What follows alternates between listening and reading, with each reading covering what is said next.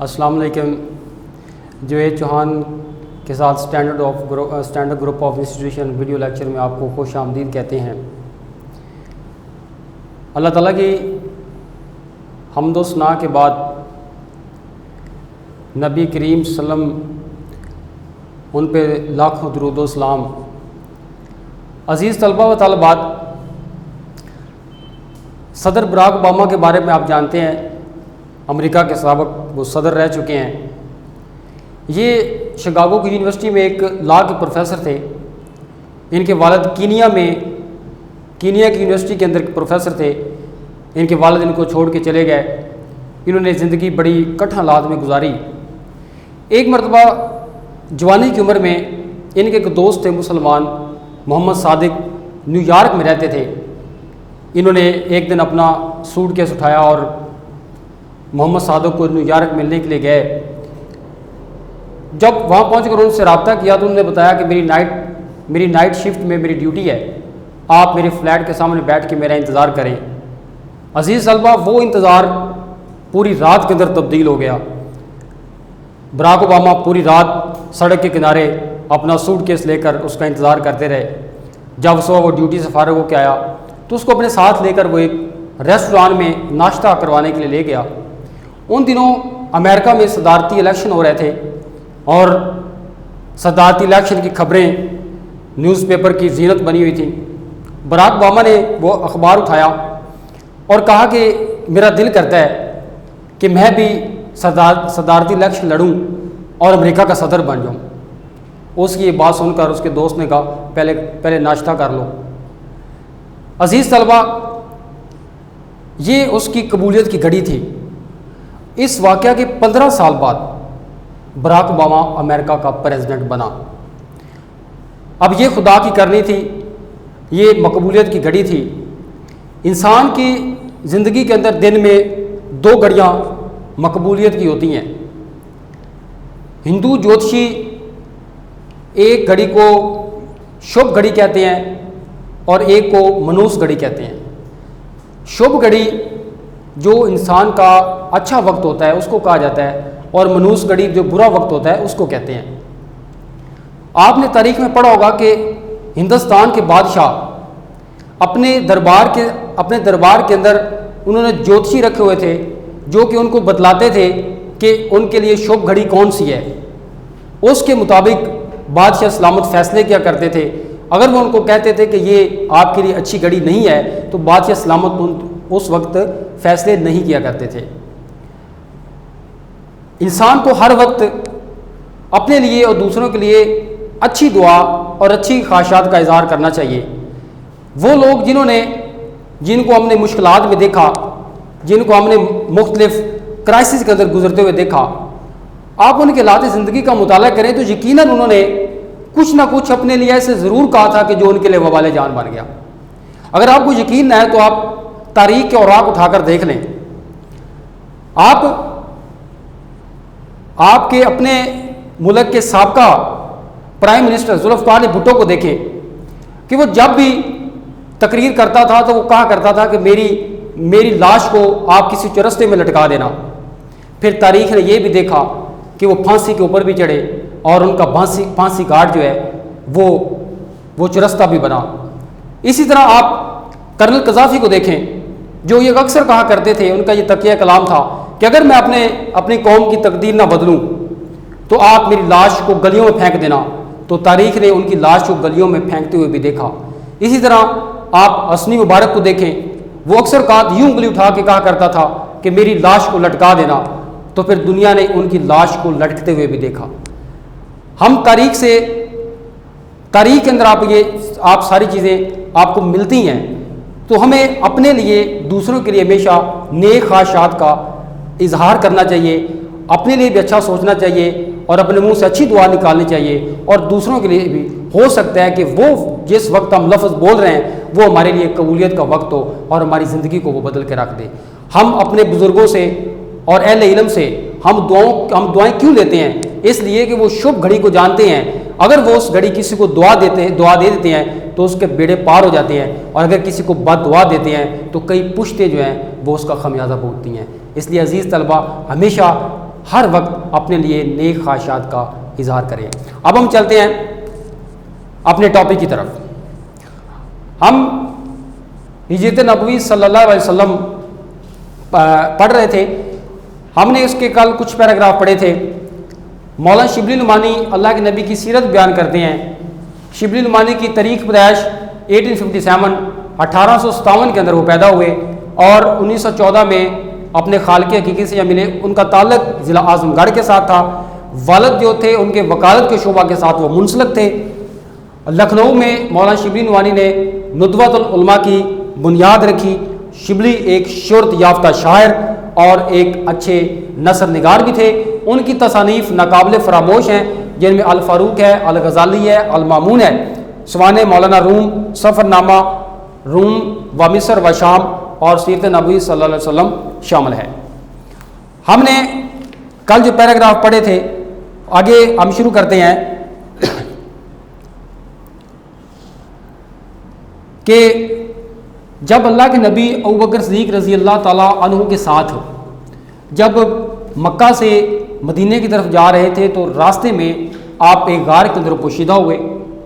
جب قریش نے اشتہار دیا اور وہ ڈھونڈتے ڈھونڈتے آپ کے پیچھے اس غار کے آنے تک، یعنی اس غار کے کنارے تک آئے، تو ابوبکر صدیق رضی اللہ تعالیٰ عنہ نے اللہ کے نبی سے مخاطب ہو کر کہا کہ یا رسول اللہ، دشمن اس قدر قریب آ گئے ہیں کہ اگر ان کی نگاہیں ہمارے قدموں پر پڑ جائیں تو وہ ہم کو دیکھ لیں۔ تو سرور کائنات نبی کریم صلی اللہ علیہ وسلم نے فرمایا کہ صدیق گھبراؤ نہیں، بے شک اللہ ہمارے ساتھ ہے۔ اس سے آگے ہم شروع کرتے ہیں۔ قریش نے اشتہار دیا کہ جو شخص محمد صلی اللہ علیہ وسلم کو اور ابوبکر صدیق رضی اللہ تعالیٰ عنہ کو گرفتار کر کے لائے گا، اس کو ایک خون بہا کے برابر یعنی کہ 100 اونٹوں کے برابر اس کو انعام دیا جائے گا۔ سراقہ بن جیشم نے سنا اور وہ انعام کے لالچ میں وہ گھوڑا لے کر نکلا۔ عین اس حالت میں کہ آپ مدینے کی طرف روانہ ہو رہے تھے، اس نے دیکھ لیا اور گھوڑا دوڑا کر قریب آیا، لیکن گھوڑے نے ٹھوکر کھائی اور وہ گر پڑا۔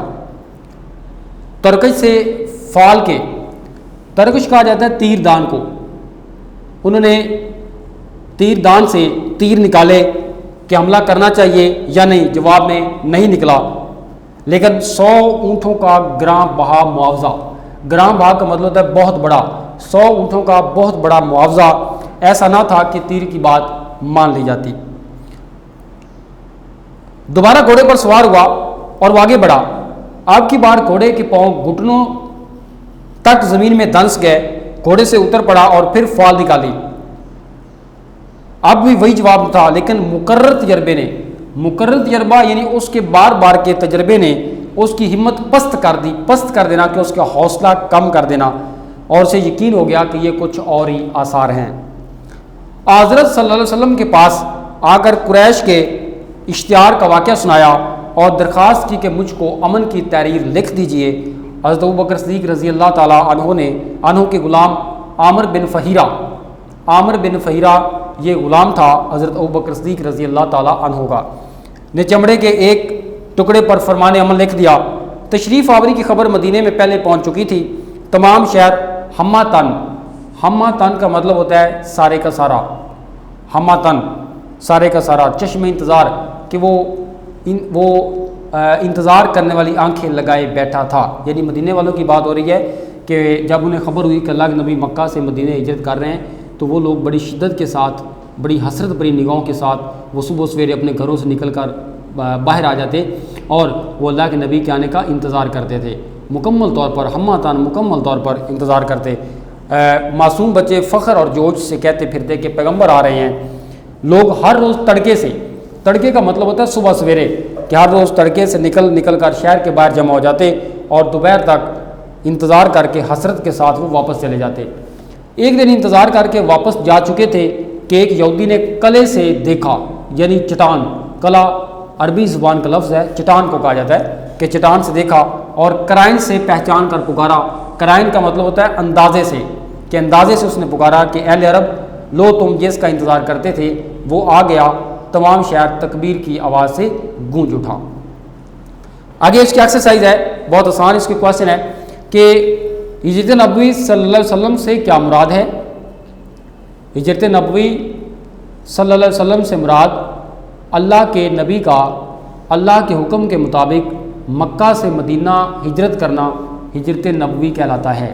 اگر آپ کو صرف کویشچن آتا ہے کہ ہجرت سے کیا مراد ہے، تو ہجرت کا مطلب ہوتا ہے کہ ایک جگہ سے دوسری جگہ چلے جانا ہجرت کہا جاتا ہے۔ لیکن اگر آپ کو تعریف آتی ہے کہ آپ ہجرت نبوی سے کیا مراد ہے، تو آپ لکھیں گے کہ اللہ کے نبی کا اللہ کے حکم کے مطابق مکہ سے مدینہ چلے جانا ہجرت نبوی کہلاتا ہے۔ اس کے بعد ہے آگے، رسول پاک صلی اللہ علیہ وسلم نے نبوت کے کون سے سال ہجرت فرمائی؟ تو اس کا جواب ہے کہ نبی کریم صلی اللہ علیہ وسلم نے نبوت کے 13ویں سال ہجرت فرمائی، 13ویں سال۔ آگے سوال نمبر 3 ہے کہ حضرت امیر رضی اللہ تعالیٰ عنہ سے کون سی شخصیت مراد ہے؟ تو آپ اس کا جواب لکھیں گے کہ حضرت امیر رضی اللہ تعالیٰ عنہ سے مراد حضرت علی رضی اللہ تعالیٰ عنہ کی شخصیت مراد ہے۔ اگر آپ کو کویشچن آتا ہے کہ فاتح خیبر سے کون سی شخصیت مراد ہے، تو آپ پھر بھی لکھیں گے کہ فاتح خیبر سے مراد حضرت علی رضی اللہ تعالیٰ عنہ کی شخصیت مراد ہے۔ آگے ہے کہ سوال نمبر ہمارا 4 ہے کہ رسول پاک صلی اللہ علیہ وسلم نے حضرت علی رضی اللہ تعالیٰ عنہ سے کیا ارشاد فرمایا؟ تو آپ اس کا جواب لکھیں گے کہ رسول پاک صلی اللہ علیہ وسلم نے حضرت علی رضی اللہ تعالیٰ عنہ کو بلا کر کہا کہ مجھے ہجرت کا حکم ہو چکا ہے، تم میری چادر اوڑھ کر میرے پلنگ پر سو جاؤ اور صبح لوگوں کی امانتیں لوٹا آنا۔ سوال نمبر 5 ہے کہ حضرت اسماء رضی اللہ تعالیٰ عنہا کون تھی؟ جواب، حضرت اسماء رضی اللہ تعالیٰ عنہا حضرت ابوبکر صدیق رضی اللہ تعالیٰ عنہ کی بیٹی تھیں۔ آگے سوال نمبر 7 ہے ہمارا کہ قریش نے رسول پاک صلی اللہ علیہ وسلم اور حضرت ابوبکر صدیق رضی اللہ تعالیٰ عنہ کو گرفتار کرنے کا کتنا انعام مقرر کیا؟ جواب، قریش نے نبی کریم صلی اللہ علیہ وسلم اور حضرت ابوبکر صدیق رضی اللہ تعالیٰ عنہ کو گرفتار کرنے کے لیے ایک خون بہا یعنی کہ 100 اونٹوں کا انعام مقرر کیا۔ نیکسٹ ہمارا کویشچن ہے کہ سراقہ بن جیشم کیسے طائب ہوا؟ جواب، سراقہ بن جیشم جب انعام کے لالچ میں گھوڑا دوڑا کر پیچھے آیا، کئی بار اس نے فال نکالی اور تیر چلانے کی کوشش کی، لیکن ہر بار وہ ناکام ہو جاتا۔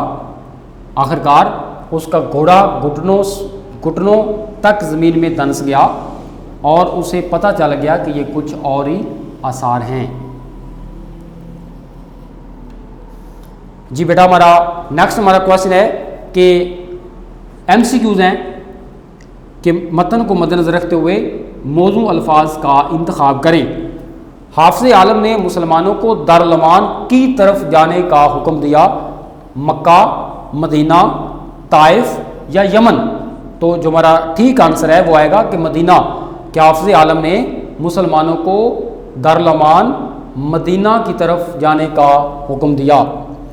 MCQ نمبر 2، نبوت کا خالی جگہ سال شروع ہوا اور اکثر صحابہ مدینے پہنچ چکے تو وہی الہی کے مطابق حضرت صلی اللہ علیہ وسلم نے بھی مدینے کا عزم فرمایا، 12واں، 10واں، 13واں یا 15واں؟ تو نبوت کا 13واں سال، تو MCQ جو ہمارا ٹھیک ہے وہ ہے نبوت کا 13واں سال۔ نیکسٹ MCQ ہے، اس وقت بھی آپ کے پاس بہت سی جمع تھیں، تلواریں، امانتیں، کھجوریں، نعمتیں۔ تو آپ کے پاس بہت سی امانتیں جمع تھیں۔ خالی جگہ کو معلوم ہو چکا تھا کہ قریش آپ کے قتل کا ارادہ کر چکے ہیں، جناب ابوبکر، جناب عمر، جناب امیر رضی اللہ تعالیٰ عنہ اور جناب عثمان۔ تو جناب امیر کو معلوم ہو چکا تھا کہ صحابہ آپ کے قتل کا ارادہ کر چکے ہیں۔ نیکسٹ کویشچن ہے ہمارا، خالی جگہ سے پہلے قرارداد ہو چکی تھی حضرت عمر سے، حضرت زید سے، حضرت علی سے، حضرت ابوبکر صدیق سے۔ تو کس سے قرارداد ہو چکی تھی؟ حضرت ابوبکر صدیق سے پہلے قرارداد ہو چکی تھی۔ نیکسٹ ہے کہ اسی طرح خالی جگہ راتیں غار میں گزاری، 3، 4، 5، 7۔ تو کتنی راتیں غار میں گزاری تھی؟ 3۔ تمہارا جو ٹھیک MCQ ہے وہ ہے 3۔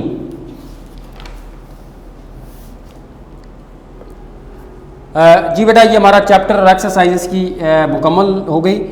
کل ہم جو ہے وہ اس کا نیا جو ہم چیپٹر ہے وہ ہم شروع کریں گے. اللہ تعالی ہم سب کا حامی ناصر ہو. بہت شکریہ.